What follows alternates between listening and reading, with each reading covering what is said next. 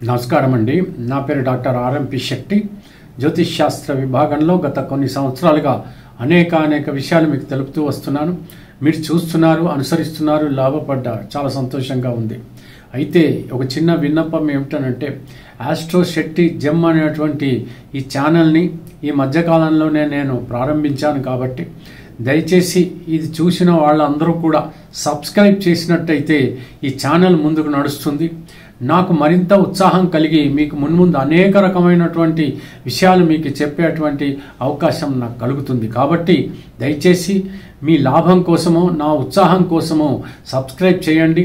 ఆ తర్వాత బెల్ ఐకాన్ని నొక్కండి. తర్వాత కామెంట్స్లో ఏదైనా డౌట్స్ ఉంటే అడుగుతారని చెప్పేసి నేను అనుకుంటున్నాను. ఇకపోతే ముఖ్యమైనటువంటి విశేషం ఏమిటంటే, మరి రియల్ ఎస్టేట్ రంగం ఏదైతే ఉందో ఇప్పటికే చాలా ఘోరాతి ఘోరమైనటువంటి పరిస్థితుల్లో ఉంది. మరి ఇంకా మున్ముందు ఎలా ఉంటుంది అనేటువంటి విషయము మనం అర్థం చేసుకోవాల్సి ఉంది. సగటు మనిషికి ఇల్లు లేనటువంటి పరిస్థితి కొన్ని సంవత్సరాలుగా ఉంది. కలగానే మిగిలిపోయింది. అది పగటి కలే అయిపోయింది. సగటు మనిషి ఏ రకమైనటువంటి మరి అడ్రస్ లేకుండా పోయాడు కాబట్టి చాలా వాపోతూ ఉన్నాడు. ఆయన కుటుంబీకులు కూడా చాలా బాధల్లో మునిగి ఉన్నారు. అంటే ఎప్పుడైనా ఒక మనిషికి అడ్రస్ అనేది చాలా ముఖ్యం. అడ్రస్ ఎప్పుడు లభిస్తుంది అంటే, కిరాయి ఇంట్లో ఉన్నాడు అనుకోండి, అద్దె ఇంట్లో ఉన్నాడు అనుకోండి, ఖచ్చితంగా అతను 1 సంవత్సరం తర్వాత 2 సంవత్సరాల తర్వాత మళ్ళీ అడ్రస్ మారవలసి వస్తుంది.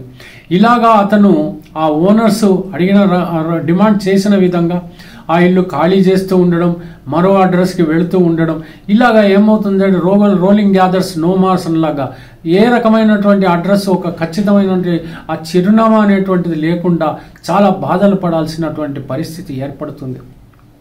కాస్తో కూస్తో డబ్బు పోగు చేసుకుని ఒక ప్లాటో ఒక చిన్న ఇల్లు కొనుక్కుందాం అన్నటువంటి పక్షంలో ఏకంగా కోట్లకి కోట్లు పెరిగిపోయి సగటు మనిషికి ఏమాత్రం కూడా అనుకూలమైనటువంటి పరిస్థితులు లేకుండా రియల్ ఎస్టేట్ రంగం ఇంతకాలంగా సాగింది.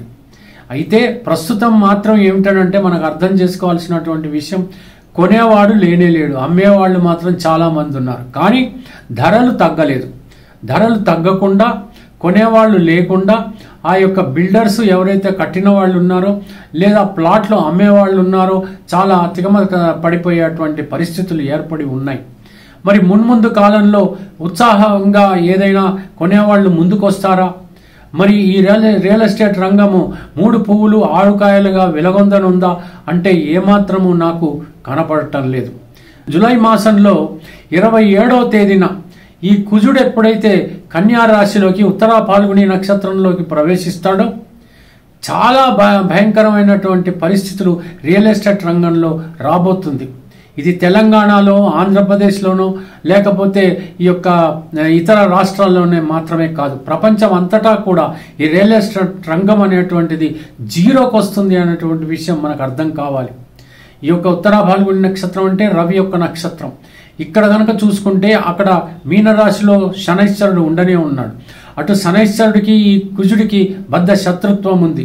పైగా ఈ యొక్క కన్యారాశి అనేటువంటిది భూతత్వ రాశి.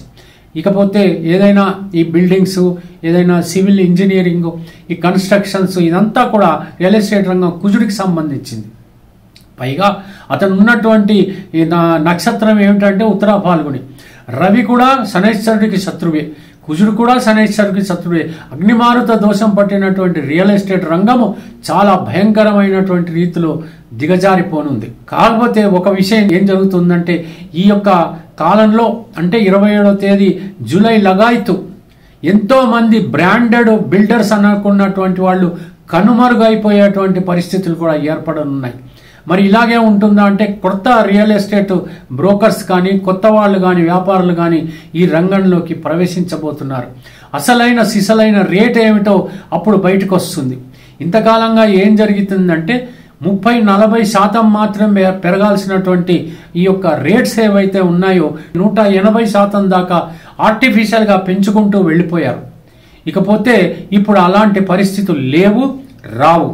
ఇక ముందు ఎలా ఉంటుందనంటే, కొంత 30-40% మాత్రమే పెరుగుతుంది, కానీ తరగడం మాత్రం భయంకరమైనటువంటి రీతిలో తరిగేటువంటి పరిస్థితి వస్తుంది. 50%కి కూడా అమ్మేందుకు బిల్డర్స్ సిద్ధమవుతారు. ప్లాట్స్ కూడా అమ్మేటువంటి పరిస్థితులు ఏర్పడతాయి. ఎవడు కొనేవాడు అప్పటికే ఉండడు. అయినప్పటికీ కూడా కొంతమంది ముందుకు నడిచి కొనేటువంటి అవకాశాలు ఖచ్చితంగా లభిస్తాయి. ఇది ఎంతకాలం సాగుతుంది అని అంటే చాలా కాలం సాగుతుంది. అటు స్టాక్ మార్కెట్ కానీ ఇటు రియల్ ఎస్టేట్ రంగం కానీ ఈ రెండు కూడా కుదేలేటువంటి అవకాశాలు నాకు ప్రస్ఫుటంగా కనపడుతున్నాయి, చాలా భయంకరంగా కనపడుతున్నాయి. అంచేత ఎవ్వరూ కూడా సగటు మనిషి నిరాశ పడిపోవాల్సినటువంటి అవసరం ఎంత మాత్రమూ లేదు. వేచి చూడండి. తప్పకుండా రోజు రోజుకి దిగజారిపోతున్నటువంటి పరిస్థితులు రియల్ ఎస్టేట్ రంగంలో మనకు కనపడుతున్నాయి. కాబట్టి మీకు అందుబాటులో మీకు అనుకున్నటువంటి ధరలో మీకు ఈ యొక్క హౌసెస్ కానీ ఫ్లాట్లు కానీ ఏదైనా ప్లాట్లు కానీ లభించేటువంటి అవకాశం మీకు ఖచ్చితంగా కలుగుతుంది. అసలు ఏమాత్రము డబ్బు లేనటువంటి వాళ్ళకు కష్టమే, కానీ కొంత డబ్బు పోగు చేసుకున్నటువంటి వాళ్ళు కొంత రుణాలు తెచ్చుకునేటువంటి అవకాశం ఉన్నటువంటి వాళ్లకు చాలా తక్కువ ధరలో మీకు ఖచ్చితంగా ఈ యొక్క బిల్డింగ్స్ కానీ ఫ్లాట్స్ కానీ ప్లాట్స్ కానీ దొరికేటువంటి అవకాశం ఖచ్చితంగా మీకు కలగనుంది అనేటువంటి విషయం తెలియజేస్తూ ముగిస్తున్నాను. సెలవు.